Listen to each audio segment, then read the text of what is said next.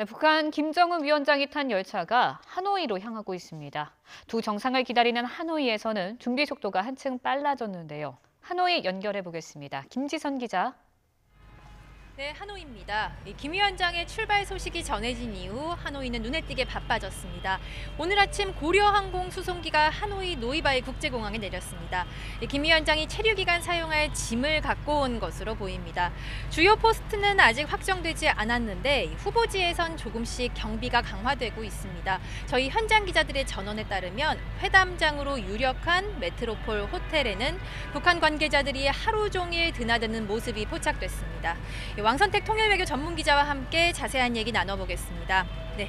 이제 회담이 3일도 채 남지 않았습니다. 그렇습니다. 어제까지는 의제와 의전 이렇게 투트랙 협상으로 좀 빠르게 진행되는 모습이었는데 오늘은 좀 분위기가 달랐어요. 그렇습니다. 네. 실무 협상이 그동안 이제 사흘 동안 연속으로 이제 굉장히 집중적으로 진행이 됐다가 오늘 오전에 이제 협상이 없었죠. 그랬다가 이제 오후에 협상이 이제 재개가 네. 됐는데 어제부터 사실 약간 여유로운 부분들이 이제 나타나기는 했습니다. 비건 대표가 어제 오전에 기자들이 있는 상황에서 이제 엄지척을 하는 그런 동작을 했기 때문에 굉장히 그것이 이제 인상적으로 받아들여졌고 오늘 오전에 또 일정이 없었기 때문에 이제 숨고르기 잠시 동안이지만 숨고르기 국면이 좀 진행이 됐다 이렇게 평가를 할 수 있고요.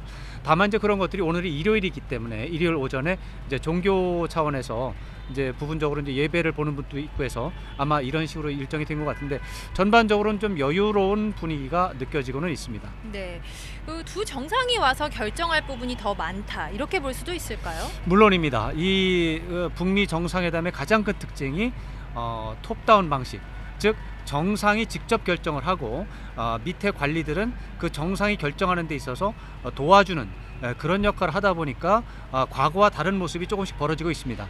과거에 이런 회담이 벌어지면 실무 협상 대표들이 사실은 99% 결정을 다 이제 잠정적으로 합의를 한 다음에 두 정상에게 올리면 그 정상이 이제 사인을 하고 이제 세리머니만 하는 그런 형태였는데 지금은 김정은 위원장과 트럼프 대통령이 와서 현장에서 협상을 해서 결정을 하겠다.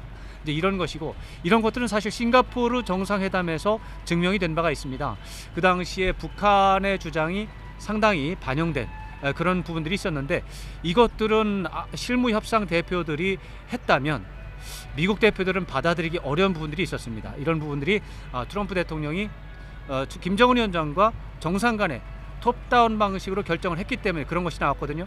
이번에도 그런 형태가 진행이 되고 있다 이렇게 봐야 되겠습니다. 네, 그동안 김정은 위원장의 열차 이동에 대한 얘기는 많았습니다. 하지만 과연 이렇게 강행군을 할까 이런 의문이 좀 있었는데 결국 열차를 탔습니다. 네. 뭘 보여주고 싶었던 걸까요?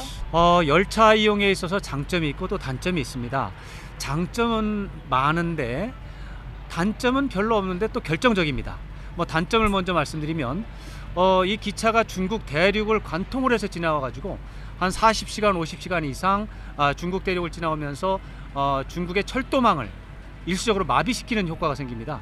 그렇게 됐을 때 중국의 경제라든가 교통 또 인민들에게 미치는 영향이 굉장히 좋지 않기 때문에 이것을 결정하는데 굉장히 고민을 많이 했을 것으로 보입니다. 그렇지만은 열차를 이용했을 때 장점이 많기 때문에 이제 선택한 것으로 보이고 우선적으로는 열차의 각종 최고 지도자를 위한 편의시설이 다 갖춰져 있다는 점이 가장 큰 매력이고 두 번째로는 김일성 주석이 예전에 했던 그런 것들을 답습하는 그런 차원에서 의미를 부여할 수가 있다. 그리고 이제 김정일 국방위원장은 특히 열차를 애용을 했는데 김정일 국방위원장은 열차를 이용하면 자기가 지나는 곳의 주변 상황에 대해서 훨씬 더 많이 이해할 수 있다. 열차를 이용하는 것이 장점이 있다. 이렇게 말을 했다고 해요.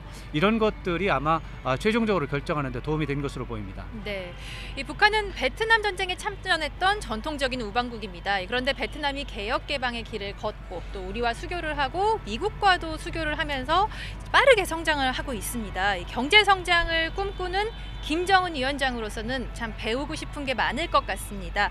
베트남 체류 기간 동안 김정은 위원장이 어딜 가고 또 무엇을 볼 것으로 예상하시나요? 네, 김정은 위원장이 베트남을 방문한다면 성격이 크게 두 가지로 대별이 될 수가 있습니다. 관계 회복이라고 하는 부분이 굉장히 중요하고, 그것을 위해서는 과거 김일성 주석이 움직였던 그런 동선을 몇 군데 정도는 다시 한번 따라가면서 관계 개선을 이제 노리는 그런 행보가 있을 것입니다. 당연히 호찌민 묘라든가 이런 곳을 가면서 과거를 회상하는 일정이 있을 것이고요. 이제 베트남의 경제 발전을 이제 생각하는, 의식하는 일정이 많이 있을 텐데, 다만 이제 베트남의 경제 발전이라고 하는 부분을 김정은 위원장은 많이 이제 생각을 하지만 배운다는 개념보다는 참고한다는 개념이 조금 더 맞을 것 같습니다. 네. 왜냐하면은 베트남과 북한은 정치 체제가 굉장히 비슷하지만 결정적으로 다른 부분이 있습니다. 베트남의 정치 체제는 집단 지도 체제입니다. 그런데 북한은 단일 지도 체제입니다. 유일 지도 체제가 되기 때문에 네. 이러한 부분이 외자 유치라든가 경제 정책에 있어서 굉장한, 어떻게 보면 제약 요건이 생깁니다. 예. 그래서 북한에서 봤을 때 베트남에서 오랫동안 해온 외국 자본 유치를 통한 전면적인 개혁 개방을 가는 부분은 어려움이 있다, 이렇게 볼 수 있고요. 그 다음에 그런 차원에서 북한은 특구 개발이라든가 이런 쪽에 좀 더 관심을 갖고 있다는 점 때문에 베트남의 경제 발전 모델을 그대로 도입할 수 없고, 뭐 그런 차원에서 김정은 위원장은 베트남의 경제 발전 모델을 참고는 할 수 있으나 네. 그대로 배우는 행보는 하지 않을 것이다, 이렇게 좀 예상을 할 수가 있겠습니다. 네, 또 하나 궁금한 점이 있습니다. 많이 나오는 얘기인데요. 과연 김 위원장이 이곳 베트남에 와서 한국 공장이 있는 곳을 찾을 것이냐. 삼성도 있고요, LG도 그쵸. 있고요, 뭐 많이 있습니다. 이 그렇습니다. 공장들 중에 하나를 방문하면 또 다른 뭐 메시지가 될 수 있지 않냐, 이런 얘기도 나옵니다. 어떻게 보십니까? 뭐 그 얘기가 나온 것이 이제 김창선 부장이 의전 이제 네. 동선을 미리 보면서 이제 박린, 여기서 이제 하노이에서 북쪽으로 좀 떨어져 있는 박린이라는 곳에 이제 간 것이죠. 삼성전자와 이제 LG 공장도 각 그곳에 있어요. 네. 그러나 박린에는 삼성과 LG만 있는 것은 아닙니다.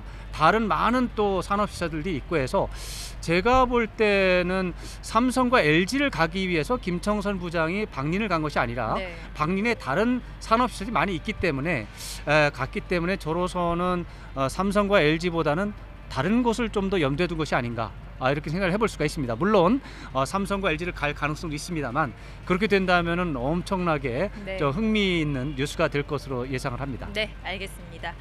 이 북한 매체가 공개한 어제 김정은 위원장의 출발 장면에는 오후 4시 반을 가리키는 시계가 찍혔습니다. 이제 만 하루가 지난 건데요. 쉬지 않고 달렸다면 중국 동남 해안을 따라 내려가고 있을 것으로 보입니다. 앞으로 남은 길이 더 많습니다. 총 길이는 4,500km. 기차로 이 중국 베트남 국경 지역까지 온다면 도착 예상 시각은 오는 26일 오전입니다.